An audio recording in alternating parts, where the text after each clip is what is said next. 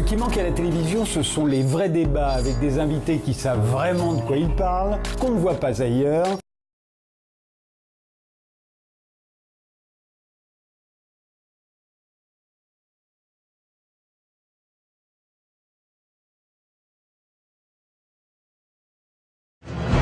J'ai commencé à m'intéresser à l'affaire Dutroux parce que j'ai vu se naître et se développer en Belgique, mais aussi en France, l'idée que cette affaire ne pouvait pas être liée à l'incompétence des autorités, mais qu'elle était sûrement liée à un complot des élites pédophiles qui avaient couvert ou organisé des crimes.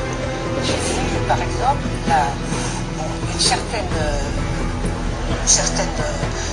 croyance, enfin un certain crédit accordé à une personne qui avait été écartée par les autorités judiciaires, celle qu'on a appelée le témoin X1, qui s'appelait Regina Hoff, qui a fait des livres où elle expliquait que dans les grandes marques, les élites poursuivaient avec des flèches les enfants qui avaient été enlevés. On m'a dit qu'il y avait une cassette aussi.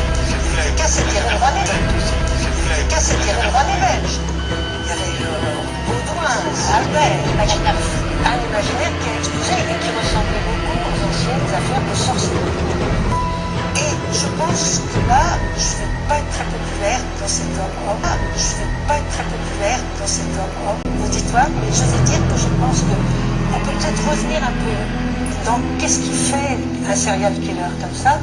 C'est peut-être aussi le sentiment d'impunité qu'il a quand, après avoir été arrêté 2 ou 3 fois, dans le cas de Fourniret, avoir été condamné à 5 ans puis libéré au bout de 3 ans de prison et effacé du casier judiciaire, avec une correspondance qui n'est pas surveillée, épouser une femme avec laquelle il a fait un pacte diabolique, évidemment c'est facile, on le sait après, mais voilà. Et puis, 3 ans après il est arrêté, il est traité comme un primo-délinquant. Comment ne pas avoir un sentiment de... Je pense que ça a dû jouer, voilà, dans la construction d'une idée.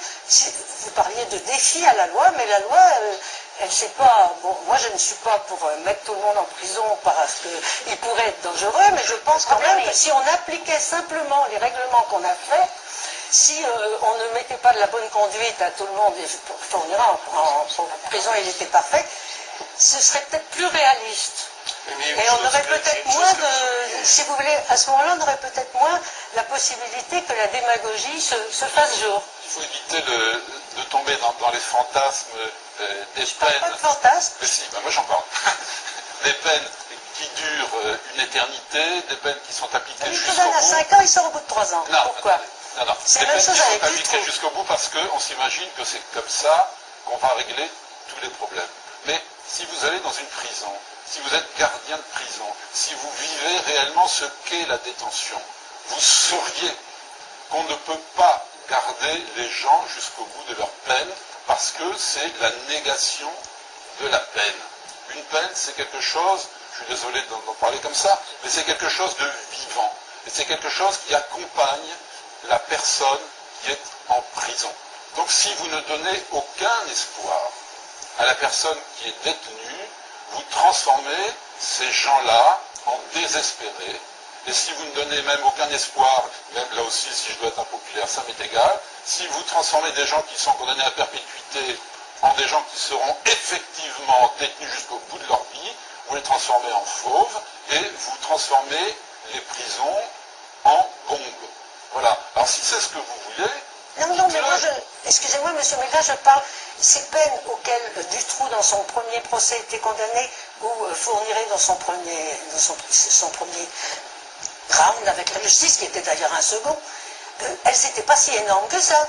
Écoutez, madame, c'est une cour d'assises qui a condamné Fourniret en 1987 à 7 ans d'emprisonnement, dont 2 avec sursis, avec une mise à l'épreuve après. C'est un jury populaire qui l'a fait. Et c'est un jury populaire d'ailleurs qui a même dit qu'il n'y avait pas viol, mais qu'il y avait simplement agression sexuelle. Et c'est un jury populaire d'ailleurs qui a même dit qu'il n'y avait pas viol, mais qu'il y avait simplement agression sexuelle. On peut regretter tout ça, mais il est sorti 4 mois après. Ce jugement, si. Mais il est sorti 4 mois après. Ce jugement, si. Si, il est sorti en Parce qu'il octobre. avait fait une détention avant. Il avait fait une détention avant. Il est resté 4 ans en détention depuis... Le problème qu'on peut peut-être poser, c'est que on ne peut pas savoir Casier d'avance. judiciaire, pas d'histoire. La dangerosité, c'est un problème à évaluer, mais on ne peut pas savoir d'avance que tel criminel qui a commis tel acte va ensuite forcément récidiver et commettre bien pire. Donc on ne peut pas...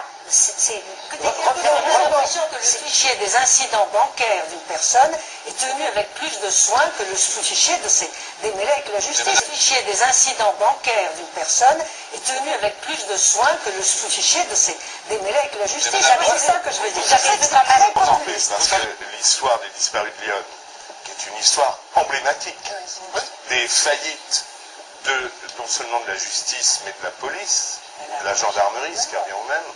Bon, dans le cas des disparus de Lyon, ce qui est effrayant, enfin moi ce qui me frappe beaucoup, c'est que les victimes étaient des déficientes mentales dépendant de la DAS.